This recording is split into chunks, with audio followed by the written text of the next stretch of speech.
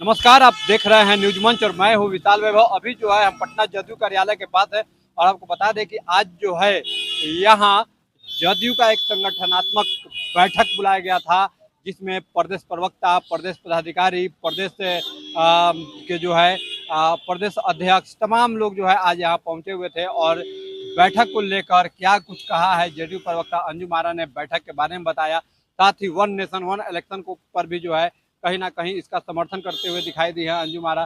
तो और भी जो है क्या कुछ कहा है, क्योंकि आज जो है राज्यसभा सांसद संजय झा भी थे, उन्होंने क्या कुछ कहा है। छोड़ जाते हैं आपको तमाम उन प्रतिक्रियाओं के साथ। बने रहिए न्यूज मंच के साथ। न्यूज मंच के लिए नीरज कुमार के साथ विशाल वैभव, पटना। जो है संगठनात्मक बैठक बुलाई गई थी पार्टी की, क्या कुछ इस बैठक का पूरा उद्देश्य है, क्या बैठक? देखिए, सबसे पहली बात तो आज की जो हमारी पहली बैठक जो नई कमेटी का गठन हुआ, प्रमंडल के पदाधिकारी, जिला अध्यक्ष, विधानसभा के प्रभारी, पार्टी के प्रवक्ता और भी जितने हमारे पार्टी के महत्वपूर्ण साथी हैं, आज बैठक रही। और बैठक था संगठन को लेकर और साथ ही साथ एक प्रशिक्षण कार्यक्रम भी था, जिसमें हम लोगों ने चर्चा की कि किस तरह से हमारे नेता नीतीश कुमार जी अम्बेडकर, लोहिया, जेपी और गांधी के विचार, कर्पूरी की विचारधाराओं पे चल करके उन्होंने बिहार की तस्वीर और तकदीर दोनों बदली, दशा को बदला है और बदहाल बिहार को विकासशील बिहार और विकसित बिहार बनाने की दिशा में अग्रसर है। आज हम लोगों ने ये भी चर्चा किया कि अब आने वाला समय जो 2025 में यहाँ पे विधानसभा का चुनाव होना है और हम सभी लोगों को लोगों के बीच में जा कर के नेता के कार्यक्रमों को, नेता की नीतियों को, हमने जो काम किया है उसको लोगों के बीच में चर्चा करनी है। और साथ ही साथ ये जो एक अपना संगठन का जो वर्क होता है चुनावी पॉइंट ऑफ व्यू से, जैसे बूथ स्तर पे, पंचायत स्तर पे, ये सारे डायरेक्शन, दिशा निर्देश हम लोगों के शीर्ष नेतृत्व के माध्यम से मिला है। लगातार देखा जा रहा है कि आज इस बैठक में देखा गया है कि विजेंद्र प्रसाद यादव जो कि जेडीयू के काफी वरिष्ठ नेता रहे हैं, वो गुस्सा होकर बाहर निकल गए। आखिर ऐसा क्यों? नहीं, हम लोग को जानकारी इस बात की नहीं थी, क्योंकि सुबह हम लोग 11 बजे से हॉल के अंदर तभी बाहर निकले हैं। बाहर में क्या हुआ है उसकी मुझे ऑफिशियली जानकारी नहीं है कि उनकी नाराजगी का कारण क्या रहा। मैडम, नेता प्रतिपक्ष तेजस्वी यादव इन्होंने लगातार सवाल उठा रहे हैं, बिहार में बढ़ते अपराध को लेकर सवाल उठा रहे हैं। साथ ही वीडियो भी जारी किया जा रहा है जदयू की तरफ से भी, आरजेडी की तरफ से भी, और लगातार कहा जा रहा है कि अब हम लोग जो है फोटो वायरल करने वाले हैं। क्या कुछ कहेंगे इस पर? देखिए, नेता प्रतिपक्ष जो है ना, केवल सोशल मीडिया पे, एक्स पोस्ट पे बातों को कह करके वो निकल जाते हैं। नेता प्रतिपक्ष का जो दायित्व है, आपने देखा होगा जब सदन चलता है वो लापता रहते हैं।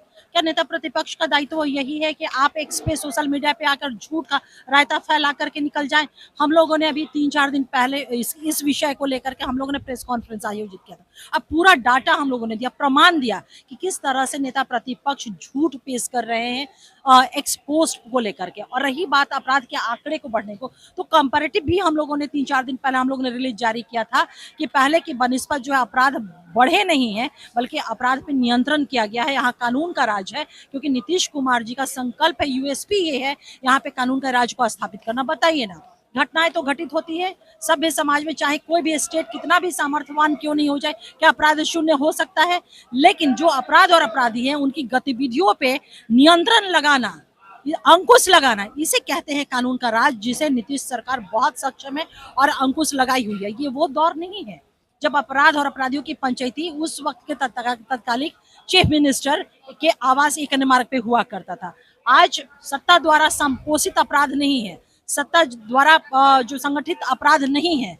आज जो भी अगर दुस्साहस करता है, अपराध करता है, तो हमारी पुलिसिंग फ्री होकर के, किसी का उसमें हस्तक्षेप नहीं होता है। 24 घंटे के अंदर, 48 घंटे के अंदर, 72 घंटे के अंदर, या हम कहें कानून में जो समय प्रिस्क्राइब्ड है, विद इन दिस पीरियड हमारी पुलिस उसको गिरफ्तार करके जेल के सलाखों के, इसको कहते हैं कानून का राज, इसको कहते हैं अंकुश लगाना, जो नीतीश सरकार ने किया है। मेरा एक आखिरी सवाल होगा, वन नेशन वन इलेक्शन की बातें कही जा रही है और इसको लेकर बीजेपी जहां इसका समर्थन में खड़ा है, तो वहीं राजद के द्वारा विरोध किया जा रहा है। कहा जा रहा है कि लोकतंत्र के लिए खतरा है। देखिए, वन नेशन वन इलेक्शन ऐसा नहीं है कि ये कोई पहली बार बात की जा रही है। पता नहीं नेता प्रतिपक्ष को इस बात की जानकारी है कि नहीं। विरोध करने से पहले अपने अतीत के कालखंड को भी जानना चाहिए। 1967 तक इस देश में वन नेशन वन इलेक्शन होते रहे हैं। वन नेशन वन इलेक्शन का जो एनडीए सरकार की हमारी सोच है या लाने जा रही है, हम उसका स्वागत करते हैं। उसके पीछे एक कारण है कि देखिए, एक बार जब चुनाव होंगे तो एक तो हमेशा चुनावी मोड में हमारी सरकारें, हमारी पार्टियां, हमारे इलेक्शन कमीशन हुआ करते थे। व्यापक धन की खर्चा उसमें होती थी। हमारे जो सुरक्षा बल है, नो डाउट जब चुनाव होता है तो सुरक्षा बल को बॉर्डर से भी ला करके यहाँ चुनावी ड्यूटी में लगाया जाता है। अब सोचिए कि हमेशा उसमें वो इन्वॉल्व रहते हैं। जनशक्ति जो ह्यूमन रिसोर्स है वो हमेशा इन्वॉल्व होते रहता है चुनाव में। इसके अलावा जब चुनाव होते हैं, चुनाव की घोषणा होती है तो आचार संहिता लगाया जाता है, कोड ऑफ कंडक्ट, और उसमें क्या होता है, विकास के कार्य बाधित होते हैं। तो जब एक बार इलेक्शन हो जाएगा हमारे देश में तो एक बार ही वो सारे रिसोर्सेज इस्तेमाल होंगे, आचार संहिता नहीं लगेगा, विकास कार्य बाधित नहीं होंगे और हमारी सरकारें 5 साल तक वो स्थिर रह करके विकास के कार्यों को फोकस कर पाएंगे। तो बिल्कुल ये स्वागत योग्य निर्णय मोदी सरकार की होने जा रही है, हम सभी स्वागत करते हैं। गन्ना अकेला प्रदेश है जो करा दिए और नहीं तो राज्य का रिपोर्ट पब्लिश कर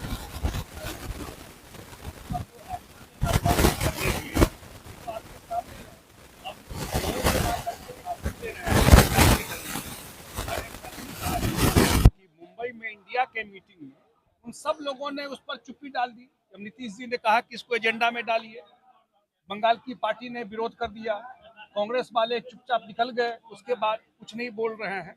इसलिए बिहार तो ये काम कर चुका है और अगर आगे कुछ और होता है तो अच्छी बात। अच्छा, तेजस्वी यादव लगातार घूम रहे हैं और जगह जगह माइनॉरिटी को लेकर के दरभंगा के इशू पर उन्होंने सवाल खड़े किए हैं, क्या कहेंगे? देखिए, अभी लोकसभा का चुनाव हुआ है और आप ही लोग चला रहे थे कि कितना मीटिंग कर लिए, इतना मीटिंग कर लिए, क्या किए?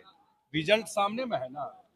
उनका पब्लिक में उतना ही है, जो आया है नंबर उससे कुछ कम ही आएगा, आगे नहीं बढ़ेगा। ध्यान रखिएगा, घूमने के लिए हर एक पार्टी स्वतंत्र है, उसको पब्लिक में जाना है, लेकिन उसका कोई प्रभाव हमको नहीं लगता पब्लिक में। आज की बैठक में फॉर्म भरने के लिए दिया गया था